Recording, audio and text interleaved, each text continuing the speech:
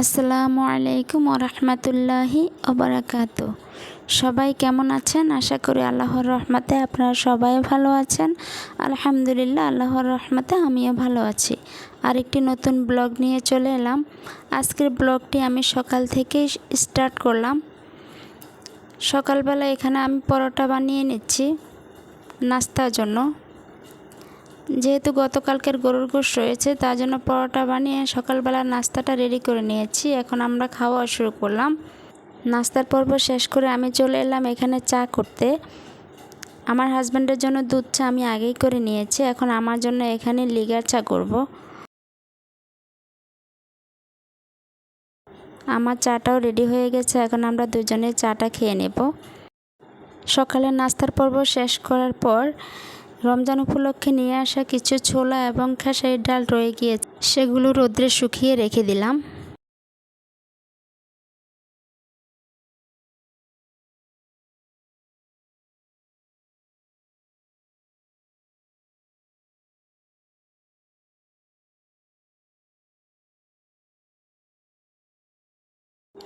এখানে দেখতেই পাচ্ছেন অনেকগুলো বাজার নিয়ে আসা হয়েছে। এগুলো হচ্ছে আমাদের মাসের বাজার।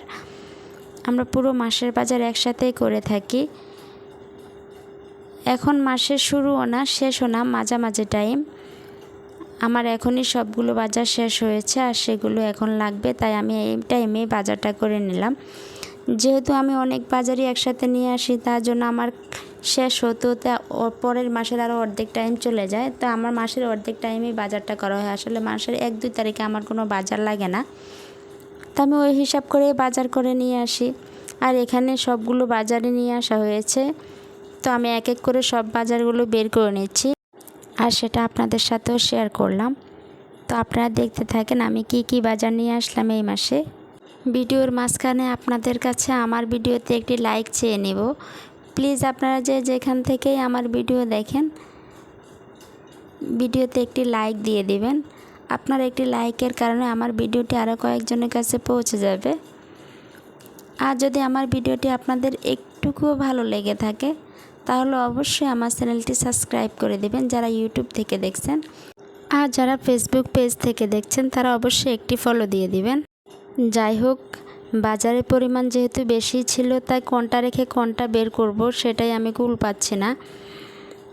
অনেক টাইম লাগলো আমার বাজারগুলো বের করতে।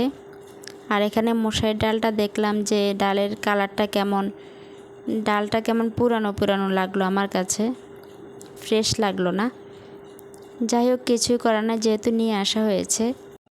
2 কেজি গৌরী পাউডারের সাথে একটি বালতি দেওয়া হয়েছে। সবগুলো বাজার বের করে নিয়েছি, রয়ে গেছে শুধু পেঁয়াজ আর রসুন।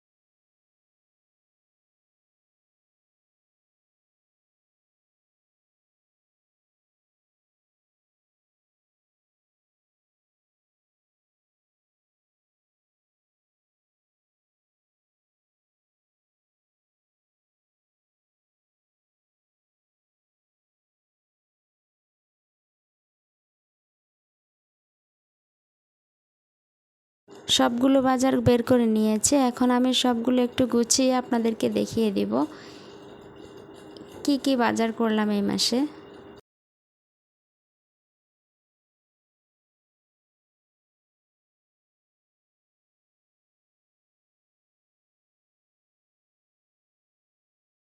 ফাইনালি এই বাজারগুলো করা হয়েছে। এখন আমি যেখানে মুদি বাজারগুলো রাখি সেখানেই রেখে দিচ্ছি।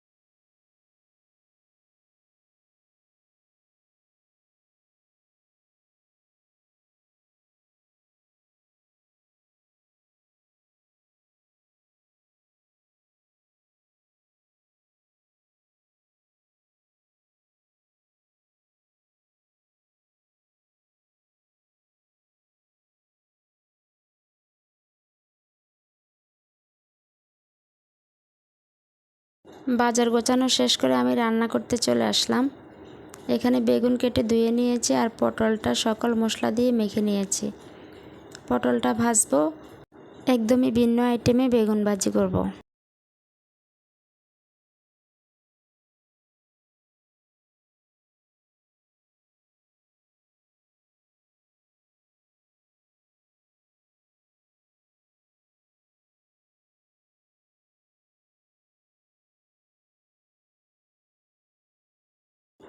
পটল ভাজা আমার শেষ, এখন আমি উঠিয়ে নিচ্ছি। আর এই তেলের মাঝে আমি বেগুন আর আলুটাকে একটু ভেজে নেব। বেগুন আলু ভাজা হলে আমি বাকি মশলাটা এই তেলের মধ্যেই কষিয়ে নেব।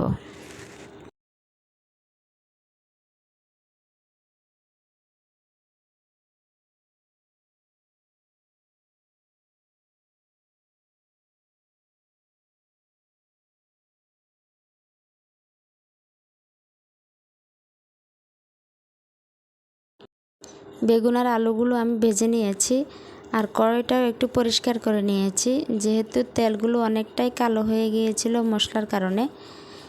আর এই তেলের মাঝে আমি দিয়ে দিলাম কিছু পরিমাণে পেঁয়াজ আর কাঁচামরিচ বাটা। এখানে আমি আদা রসুনটা ব্যবহার করব না, আর বাকি সব মশলাই দেব।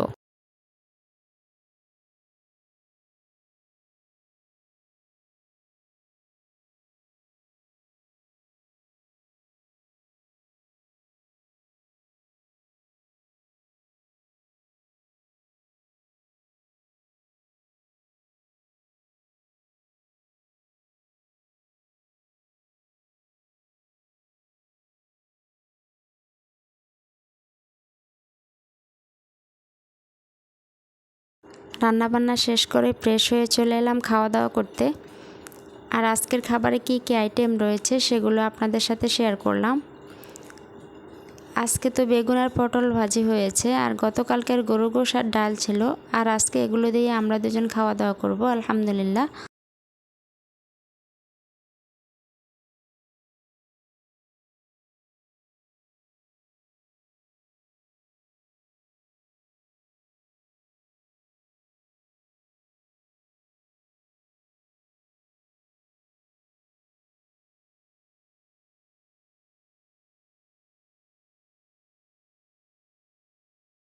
বিকেলবেলা চলে এলাম বিকেলের নাস্তা রেডি করতে। আর এখানে আমি সিঙ্গারা বানাবো, তার জন্য আলু আর ডোটা রেডি করে নিয়েছি।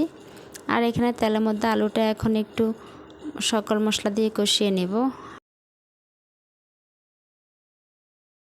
ফার্স্ট টাইম আমি সিঙ্গারা বানাবো, জানি না শেপটা হবে কিনা, আমার আজও সন্দেহ আছে, যেহেতু আমি কখনো বানাইনি। যাই হোক, কোনো সমস্যা নাই, যেরকমই হোক বাসায় তো খাবো, কোনো মেহমান তো আর আসবে না, তা না হলে লজ্জা পেতাম। ফাইনালি বানিয়ে নিলাম, এতটা ভালো হয়নি, মোটামুটি চলে আর কি। এখন তেলে ভেজে নেব।